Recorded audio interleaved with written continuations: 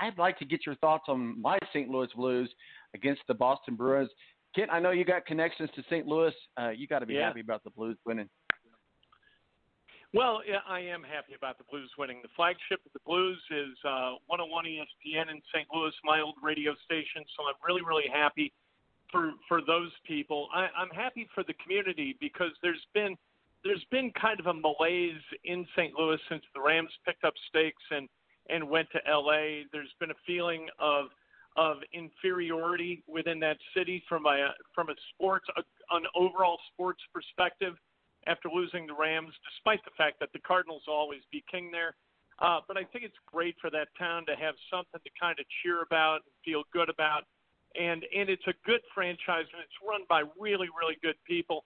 And to see them come together the way they did with Craig Berube taking over as the interim and now full-time coach, bringing in Bennington, and having those guys kind of get hot, you got to see exactly why people say you can ride a hot goalie in the playoffs, and that's exactly what the Blues did. I couldn't be happier for St. Louis.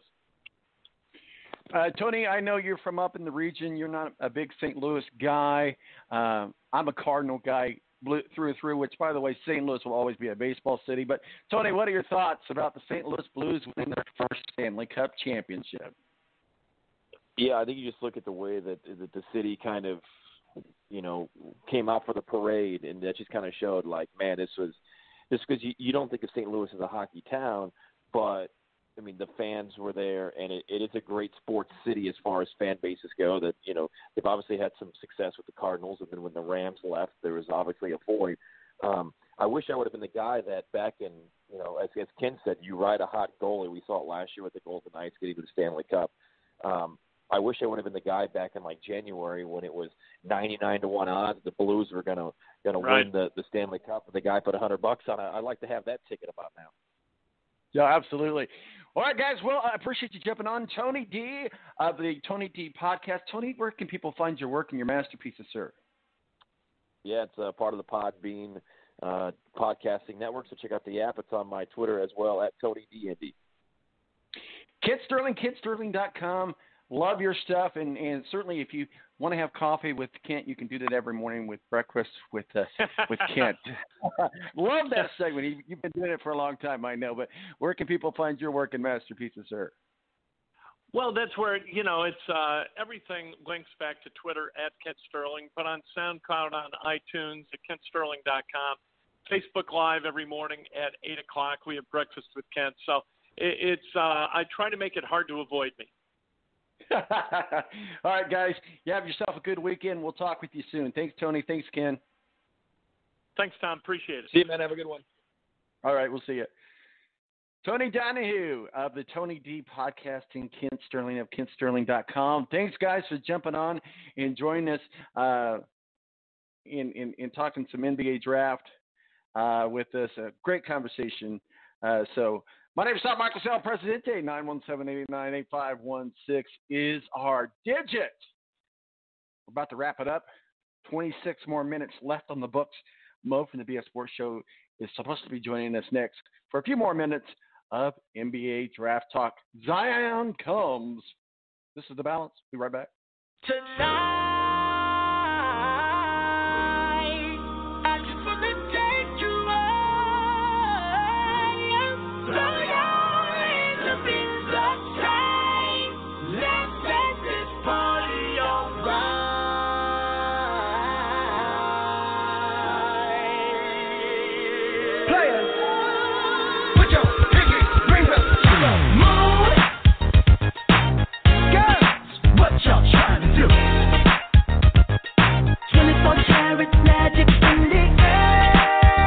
The Air National Guard is a reserve component of the United States Air Force and serves alongside active-duty Air Force members in times of a national crisis. In addition, the Air Guard serves the state and local community in a wide range of capacities. The reason people join the Air Guard is as diverse as our members and includes such reasons as a deep desire to serve their country, money for college, travel, new job skills, and the pride that goes along with belonging to the greatest military organization in the world. I joined because I felt a calling to serve my country, but I didn't want to be far away from my family, so the Indiana Air National Guard was a perfect fit for me. With over 95 different career opportunities to choose from and 100% paid college tuition to any state-funded college, why not give us a call? Call 1-800-841-3103 or visit online at goang.com to find out more. Again, that's 1-800-841-3103. The Air National Guard, guarding America, defending freedom. It's double trouble, double the fun at African Safari Wildlife Park in Port Clinton, Ohio. See the largest antelope on Earth, the giant eland, and the ugliest creature on Earth, the African warthog. There's so much to see and do, including the Midwest's only drive-through safari. Feed the animals, see live educational shows, feel the excitement. Have your picture taken with a python or cockatoo. Feel the adventure. Shop the Simba Lodge gift shop with items available from around the globe. Visit the snack bar or picnic facilities. Enjoy a pony or camel ride. Or cheer your favorite porker on to victory in the famous Pork Chop Down. Bring your family to see the rare and exotic animals at African Safari Wildlife Park in Port Clinton, Ohio. Just take Route 2 to the Route 53 North exit and follow the sign. Only 17 miles west of Cedar Point via Route 6. Open every day, rain or shine. When you don't go to Geico.com, car insurance can be confusing. Like Swedish techno confusing. Bark, bark, meow, meow. Dance with me, purple cow. Bark, bark, meow, meow. Ooh, you lovely cow. Geico makes it easy. With 24/7 access, all you have to do is go to Geico.com and you could save money on car insurance. It just makes sense. Unlike, Dance with me, purple cow. I like your moves.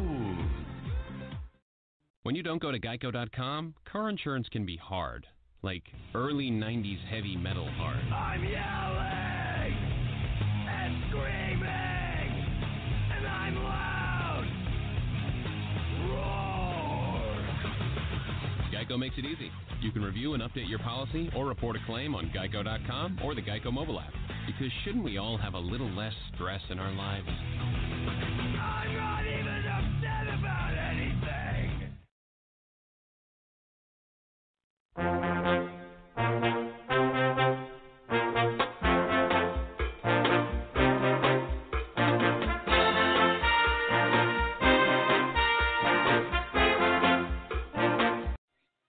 All right, and welcome back to The Balance. My name is Marquis, Presidente. 90 minutes in the books. Thank you so much to Matthew Embry, WSBT up in South Bend, our official IndyCar contributor, talking some IndyCar and NASCAR with us. Tony Donahue of the Tony D podcast joins us, kind of sprinkled a little bit of everything on there. We talked about NASCAR, we talked about IndyCar, we talked about the NBA draft, we talked about hockey, and KentSterling.com. Kent Sterling from KentSterling.com just joined us to continue our talk with NBA. But we always save the best for last. Mr. Mo from the BS Sports Show, how are you, sir? I'm alive. Well, that's always a good thing, right? If you wake up on this side of the earth, right? Right. Well, I know we only got you for a few minutes, so we'll just kind of play rapid fire. We've covered a lot of these topics already, but certainly want to get your thoughts on it. Let's start with the home card, the Indiana Pacers. Ken Pritchard sounds like a good kid from media day and stuff. It certainly sounds like he's got a lot of grit and a lot of heart. But what are your thoughts about the Pacers and their result in the NBA draft 2019? Well, I mean, the kid may turn out to be a good player, but let's be honest, it's a guy who needs to get tougher down low.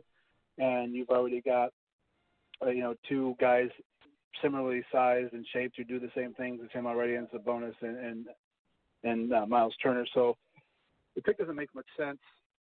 I mean, they need help in other places a lot more. So I guess I don't really understand the pick, but I mean, maybe there's a plan. Maybe that signifies that one of those two other guys, Sabonis or Turner, are on their way out of town. Well, yeah, we'll see definitely how that goes. What are your thoughts about Romeo and Carson? Of course, you've got the Romeo Langford from Indiana, and then you've got the kid from Purdue that went over there. Obviously, joins up with another Indiana connection, Brad Stevens.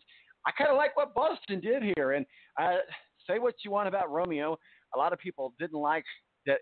What he just basically walked through IU. And, Kent was just saying, he was exactly what we thought he was going to be. And he did exactly what we thought he was going to do. And so he's in the NBA now. He's with Brad Stevens. And so you got two kids from Indiana going to Boston to another Indiana connection with Brad Stevens. I think Boston did okay. I give him a passing grade. What are your thoughts? Yeah, I mean, as long as Romeo Langford proves he can be coachable, I think his stint at IU was terrible. He is a guy who started the season as probably the number 5 pick in the NBA draft and, dropped into the teens. So he's still in the lottery, but dropped into the teens. I think he did himself no favors at IU. His three-point shooting percentage was abysmal at times. And, so I worry a little bit about his stroke. He seemed lazy to me at times, and maybe that's just the way he moves, but he seemed lazy on defense a lot. So if he's coachable, I think it's a great pick. Carson Edwards obviously is a guy who we saw, especially this year in the tournament, play with a lot of heart. He's high energy. He reminds me a lot of the microwave Vinnie Johnson from the Detroit Pistons back in the day. I don't know if he's good enough to start in the NBA, but he can definitely be an important piece off the bench for the Boston Celtics. Well, let's, the NBA draft has come and gone, and let the free agency begin in July, and we will see what happens. Of course, the typical round of questions, which teams managed to come out of the draft looking good and which ones kind of floundered and never quite found their way. The Pelicans, have they found their way in Zion Williamson? Is he the savior? He didn't go to New York like everybody thought that he would, and doesn't look like he's going to be headed there. Looks like he's going to be spending some time on Bourbon Street, if you will. But the New Orleans Pelicans, have they found their guy? I don't know that he's necessarily the savior of the franchise, but he's a guy who's going to be exciting. The thing that New Orleans has to worry about is the same thing they had to worry about with Anthony Davis, is if they develop another young superstar, can they keep him when it comes time for him to move into free agency? Zion, I think, is going to have to work on his shot some more because, the three-point line in the NBA obviously is deeper than the college one. So will his three-point stroke, be good enough as he gets into the NBA? And he's going to be banging around with a lot of bigger bodies and a little more talent than he did in college. So the guy's exciting. I don't know that he'll be, have the Anthony Davis type numbers, but he's a guy who's going to bring you a lot of highlights. And in today's NBA, sometimes that's all we see. I mean, is New Orleans going to be on national TV a lot? Maybe, because of Zion now. That could be the one thing that changes. But I think they did well. They got a pretty good haul from the Lakers for it. They're not a team that's going to attract a lot of free agents, so they've got to build through the draft, and they definitely acquired a lot of draft picks. So for what they're able to do, being where they are, in the geography of the NBA, I think they did a pretty good job. Who were the biggest losers of the NBA draft? And we may have already talked about it. And a lot of people think that the Pacers were one of the biggest losers of the NBA draft. But in your thoughts, who are the biggest losers of the NBA draft? I think Phoenix is one. I continue to wonder what their direction is. I don't think they have any direction at all. I don't think they did a good job whatsoever. Minnesota, again, I mean, they've been historically bad drafters. They're a team that passed up on Steph Curry for Johnny Flynn. But, there were more winners, I think, this year than there were losers. The guys did a lot. I really liked what the Atlanta Hawks did. I think they did a very good job. And Cleveland had a couple of good picks where they made a pick and then traded for Kevin Porter Jr. from USC. So I think this year was one of those years where maybe it wasn't a ton of names that we knew and loved. I think player-wise, I think there were a lot of more teams that did good than bad this year. I'm a big fan of Clay Travis. This is no big secret, but he was talking about on his show, and basically he got a lot of national attention after this. So here we got Anthony Davis go to the Lakers. Now, this happens on the tail end of an announcement being made that co-starring in Space Jam 2 is Anthony Davis. The owner of the production company that's producing Space Jam 2 is LeBron James. So the theory has been proposed that LeBron James says, take a little bit of less from the Lakers, get a little bit more from my movie as my co-star in Space Jam 2, which we know is going to be a hit, making millions of dollars. Is this tampering or is this tampering? And if so, what does the NBA do about it? There's nothing they can do because players can recruit. they're allowed to. And when you share the same age